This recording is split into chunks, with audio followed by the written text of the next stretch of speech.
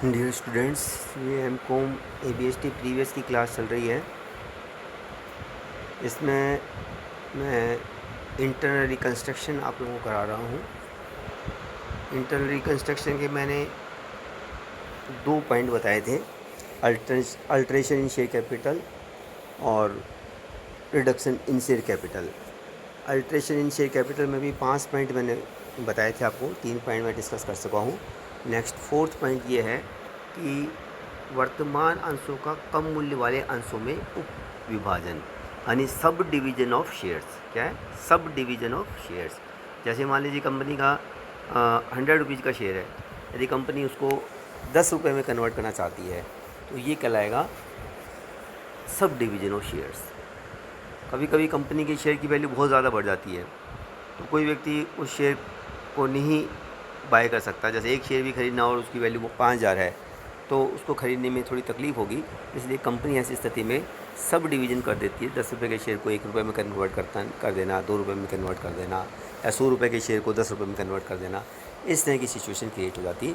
तो इसमें भी कोई दिक्कत नहीं है। जैसे हम करेंगे old denomination share capital account debit to new denomination share capital, इसकी वैल्यू में कोई डिफरेंस नहीं होगा, नंबर ऑफ़ शेयर्स बढ़ जाएंगे, अमाउंट सेम रहेगा।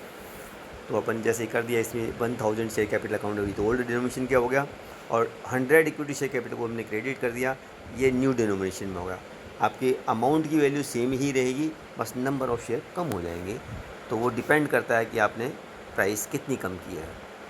अब इस तरह से इस क्वेश्चन को भी आप कर लेंगे। वो चाहें तो अपन 2 एंट्री भी कर सकते हैं इस तरह की कि equity share capital account debit to sundry members, और फिर दोबारा कर देंगे sundry members account debit to equity share capital. और चाहें तो अपन ऊपर वाली जो एंट्री लिखी उसके हिसाब से भी कर सकते हैं, दोनों में कोई भी कर सकते हैं। तो होता है नेक्स्ट पॉइंट है 5th पॉइंट, यानी अल्ट्रेशन इन शेयर कैपिटल का लास्ट पॉइंट है ये। एन निर्गमित अंशों को रद्द करना, यानी कैंसिलेशन ऑफ अनइश्यूड कैपिटल, यानी जो शेयर्स हमने अभी तक इशू नहीं किए उनको कैंसिल करना। यदि कंपनी को ऐसा लगता है कि कंपनी को और कैपिटल की ज़रूरत नहीं है, नेसेसिटी और कैपिटल की नहीं है, तो ऐसी स्थिति में कंपनी पुराने जो भी अनइशूड शेयर्स हैं उनको कैंसिल कर सकती है। इसकी कैंसिलेशन की कोई एंट्री करने की आवश्यकता नहीं होती है, ऑटोमेटिक एक नोटिस निकाल देंगे कि भाई अब या कंपनी की जो भी एनुअल जनरल मीटिंग होगी इसमें का कोई डिसोल्यूशन पास कर दिया जाएगा और उसके बाद कंपनी उन शेयर्स को कैंसिल कर देगी। इसके लिए कोई एंट्री करने की ज़रूरत नहीं है। फॉर एग्जांपल के रूप में कंपनी मान लीजिए 1 lakh shares of stand each के लिए अथोराइज्ड है और कंपनी ने सपोज 70,000 शेयर इशू कर रखे हैं, 70,000 shares of stand each. Now company want to cancel 30,000 shares, तो उसके लिए एंट्री करने की ज़रूरत नहीं, बस कंपनी की अथोराइज्ड कैपिटल कम हो जाएगी, इसके लिए आपको एंट्री नहीं करनी पड़ती, केवल एक रिजोल्यूशन पास करके एनुअल जनरल मीटिंग में और उसको अथोराइज्ड कैपिटल को हम कम कर सकते हैं। अब आता है नेक्स्ट पॉइंट है रिडक्शन इन शेयर कैपिटल। जो अपन ने इंटरनल रिकन्स्ट्रक्शन के 2 पॉइंट बताए थे, एक तो बताया था मैंने अल्ट्रेशन इन शेयर कैपिटल में परिवर्तन करके, और दूसरा रिडक्शन इन शेयर कैपिटल, ये पॉइंट अलग से। देखिए इसमें नॉर्मली क्या होता है कि कुछ कैपिटल को हम कैंसिल करते हैं और कैपिटल रिडक्शन अकाउंट में उसको डाल देते हैं, और कैपिटल रिडक्शन अमाउंट में जो अमाउंट आता है उससे हम फिक्स एसेट की वैल्यू को कम करते हैं। ये इसमें राइट ऑफ करते हैं, अपन ये कह सकते हैं। तो देखिए इसमें जो फर्स्ट पॉइंट है ये है, इसमें अंश पूंजी में कमी का कंपनी की पुस्तकों में लेखांकन। अच्छा, देखिए इसमें ये है कि जब अंशों का अदत्त मूल्य कमी की गई हो, यानी ये है when partly paid up shares converted into fully paid up. यदि 100 रुपये का शेयर है, कंपनी ने 80 रुपये ही डिमांड किए हैं और अब चाहती है कंपनी कि अब हम 20 रुपये डिमांड नहीं करेंगे और अब शेयर 100 रुपीज़ के शेयर को 80 रुपीज़ में कन्वर्ट करना चाहते हैं, तो एंट्री वही old denomination share capital account debit to new denomination. 100 rupees का शेयर है तो अपन करेंगे 100 rupees share capital account debit to, और यदि 80 में कन्वर्ट करना चाहते हैं, 80 पेड अप है तो ₹80 शेयर कैपिटल। उस केस में आपको 100 जो है 100 रुपीज़ कैपिटल उसमें भी वही अमाउंट आएगा और 80 इक्विटी शेयर कैपिटल वाले में अमाउंट सेम आएगा, कोई डिफरेंस नहीं आएगा। ठीक है ना। इसमें केवल हम इसको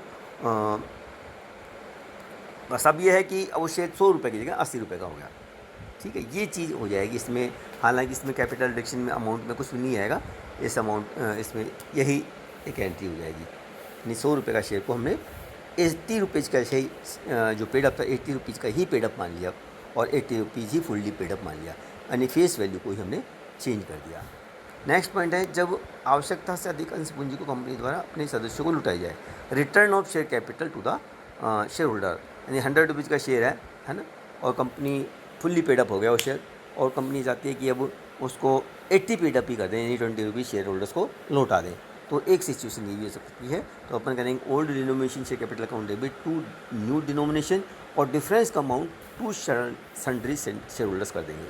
और फिर जब सन्ड्री शेयर होल्डर्स को हम पेमेंट करेंगे तो sundry share holders account debit to bank कर देंगे। सपोज़ अब यहाँ मान के चलें कि मान लीजिए कंपनी के 1 लाख शेयर्स हैं, है ना, और 10 रुपये का एक शेयर है, ठीक है। तो अपन क्या करेंगे, 10 लाख रुपये से एंट्री कर देंगे, ₹10 equity share capital account debit to, और 8 रुपीज़ में हम कन्वर्ट करना चाहते हैं उसको टू 8 रुपीज़ कैपिटल, 2 रुपये के हिसाब से शेयर का, यानी 2 लाख रुपये शेयर होल्डर्स के अकाउंट में आ जाएगा। टू सन्ड्री ट्रेडर्स 2 लाख रुपये आ जाएगा, यानी 10 लाख, ₹8 शेयर कैपिटल 8 लाख, और 2 सन्ड्री शेयर होल्डर्स यह करेंगे 2 लाख रुपये, और 2 लाख का पेमेंट कर देंगे sundry share holders account debit to bank. तो इस तरह से भी हम इसको कर सकते हैं। तो अब इस क्लास में यहीं तक लेते हैं, नेक्स्ट क्लास में नया पॉइंट लेंगे। Thank you very much.